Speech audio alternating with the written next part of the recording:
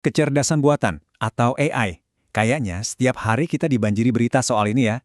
Judul beritanya pun seringkali bertolak belakang. Ada yang bilang ini bakal jadi akhir dari dunia kerja, tapi ada juga yang bilang ini justru awal dari era produktivitas yang luar biasa. Jadi mana dong yang benar? Nah, mari kita coba bedah bareng-bareng. Oke, kita langsung aja ke pertanyaan utamanya ya. Pertanyaan yang pasti ada di benak kita semua. Apakah AI bakal ngambil alih pekerjaan saya? Ini udah bukan lagi cerita fiksi ilmiah kan? Ini udah jadi pertanyaan karir yang sangat-sangat nyata buat banyak orang. Di satu sisi, kita sering banget dengar narasi soal kiamat pekerjaan. Wah, jutaan orang bakal digantikan sama mesin. Tapi di sisi lain, ada juga narasi revolusi produktivitas, di mana AI justru akan membebaskan kita dari tugas-tugas yang membosankan dan menciptakan kemakmuran baru. Jadi ada dua kubu yang ekstrim banget dan ini mendominasi obrolan kita sehari-hari. Tapi ya, seperti biasa, kebenarannya sering kali ada di tengah-tengah. Makanya, dalam pembahasan kali ini, kita akan coba lihat lebih jauh dari sekedar sensasi. Kita bakal lihat apa sih yang sebenarnya dikhawatirkan oleh para ahli yang setiap hari berurusan langsung sama teknologi ini. Nah, ini membawa kita ke sebuah temuan yang menarik banget dari UCL. Ternyata, pas para peneliti AI sendiri ditanya apa yang bikin mereka cemas, jawabannya bukan robot pembunuh atau skenario kiamat. Kekhawatiran mereka itu jauh lebih membumi. Soal bias di dalam algoritma, soal ketimpangan, dan dampak sosial nyata yang mendesak. Ini langsung mengalihkan fokus kita dari fiksi ilmiah ke masalah-masalah praktis yang membentuk dunia kerja kita hari ini. Jadi, mari kita masuk ke inti masalahnya. AI ini bukan cuma soal kehilangan pekerjaan. Ini lebih kayak perombakan besar-besaran di seluruh pasar kerja. Ada pekerjaan yang hilang, itu pasti. Tapi ada juga yang baru tercipta. Dan banyak sekali pekerjaan yang fungsinya berubah total. Coba deh kita lihat angkanya. Menurut Goldman Sachs, AI itu berpotensi menggantikan pekerjaan yang setara dengan 300 juta pekerjaan penuh waktu di seluruh dunia. Wow, ini angka yang gede banget. Dan jujur aja, cukup bikin khawatir kan?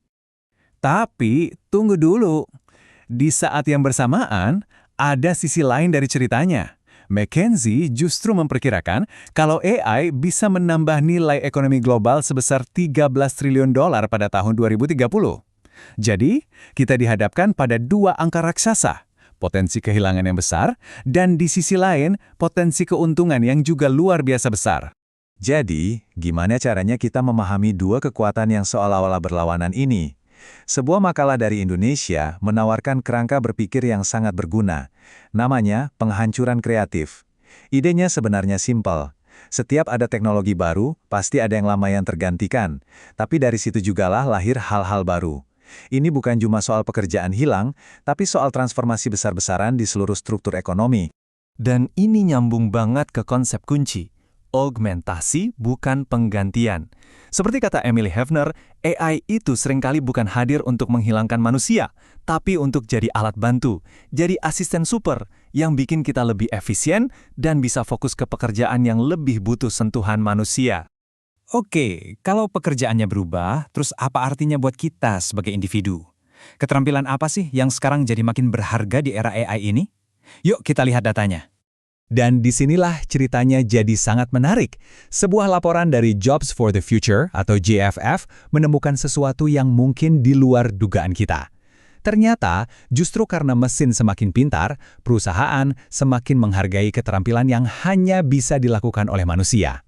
Pertama, tentu saja keterampilan digital. Ini udah jadi fondasi, ibaratnya ini tiket masuknya. Mulai dari yang dasar sampai yang paling canggih. Nah, di atas fondasi itu ada keterampilan profesional khusus. Ini adalah keahlian mendalam di bidang kamu. Entah itu kemampuan analisis keuangan, teknik medis, atau desain arsitektur. Lalu kita punya keterampilan profesional umum. Anggap saja ini sebagai toolkit andalan kamu yang bisa dibawa kemana-mana, kayak manajemen proyek, komunikasi bisnis, atau perencanaan strategis. Sangat fleksibel. Dan akhirnya, kita sampai di kategori yang paling menarik dan mungkin yang paling penting saat ini, keterampilan manusiawi. Ini adalah hal-hal yang membuat kita, ya, manusia. Kemampuan berkomunikasi, bekerja sama dalam tim, memimpin, dan berempati. Dan inilah poin utamanya. Laporan JFV Padi menunjukkan bahwa permintaan untuk keterampilan-keterampilan ini, berpikir kritis, memecahkan masalah, punya inisiatif, itu meroket, bahkan di pekerjaan yang sangat teknis sekalipun. Perusahaan nyari orang yang bisa berkomunikasi, berkolaborasi, dan memimpin. Gini deh, AI bisa menganalisis data, tapi tetap butuh manusia untuk memimpin tim dan memutuskan langkah selanjutnya. Oke, jadi gimana dong caranya supaya bisnis dan tim bisa mengadopsi AI dengan cerdas dan efektif? Mari kita beralih ke beberapa saran yang lebih praktis. Artikel dari Aspek memberikan semacam peta jalan yang sangat jelas. Pertama, mindsetnya dulu. Lihat AI sebagai alat, bukan pengganti. Lalu, siapkan fondasinya dengan data yang bersih dan terstruktur. Kalau sudah, mulailah dari yang kecil-kecil dulu. Proyek-proyek yang risikonya rendah sambil terus melatih tim supaya melek AI. Daripada merombak total, lebih baik integrasikan AI ke alur kerja yang sudah ada. Dan yang terpenting, selalu bingkai ini sebagai sebuah kemitraan antara manusia dan mesin. Mengadopsi AI itu bukan cuma tantangan teknis buat perusahaan loh, ini adalah tantangan sosial yang sangat besar. Kita perlu melihat gambaran yang lebih luas, termasuk soal regulasi dan keadilan. Sebuah penelitian di Indonesia menyoroti masalah ini dengan istilah yang sangat pas, zona abu-abu. Ini adalah kondisi di mana jutaan pekerja di ekonomi gig, seperti pengemudi ojek online atau freelancer, bekerja tanpa perlindungan hukum atau jaminan sosial yang jelas. Mereka bukan karyawan, tapi juga bukan pengusaha seutuhnya. Regulasi kita, sayangnya, belum mampu mengejar kecepatan teknologi. Dan kalau kita bandingkan dengan negara lain, kesenjangan ini jadi kelihatan banget. Negara-negara seperti Uni Eropa, Kanada, dan Korea Selatan sudah bergerak cepat membuat regulasi yang menuntut transparansi dari algoritma. Sementara itu, di konteks negara berkembang seperti Indonesia, kesenjangan regulasi ini membuat jutaan pekerja berada dalam posisi yang sangat rentan. Dan yang namanya kesenjangan, dampaknya pasti tidak merata. Kelompok yang paling berisiko tertinggal adalah mereka yang bekerja di sektor padat karya, pekerja informal, perempuan yang seringkali punya akses lebih terbatas ke pelatihan, serta mereka dengan tingkat pendidikan yang lebih rendah dan tinggal di daerah dengan akses internet yang minim. AI ini, kalau tidak diatur dengan bijak, punya potensi memperlebar ketidaksetaraan sosial yang sudah ada. Jadi, tujuan akhirnya adalah sebuah kemitraan manusia AI yang saling menguntungkan. Tapi kita harus ingat baik-baik, hal ini tidak akan terjadi begitu saja secara otomatis. Ini adalah masa depan yang harus kita bangun secara sadar dan aktif, lewat kebijakan yang cerdas, pendidikan yang inklusif, dan etika yang kuat.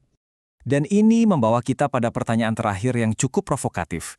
Kalau AI adalah sebuah alat yang sangat kuat, siapa yang seharusnya menulis aturan mainnya untuk masyarakat? Apakah pemerintah, perusahaan teknologi, para pendidik, atau kita semua secara kolektif? Jawaban atas pertanyaan inilah yang akan menentukan apakah AI akan menjadi kekuatan untuk kemajuan bersama atau justru memperdalam perpecahan.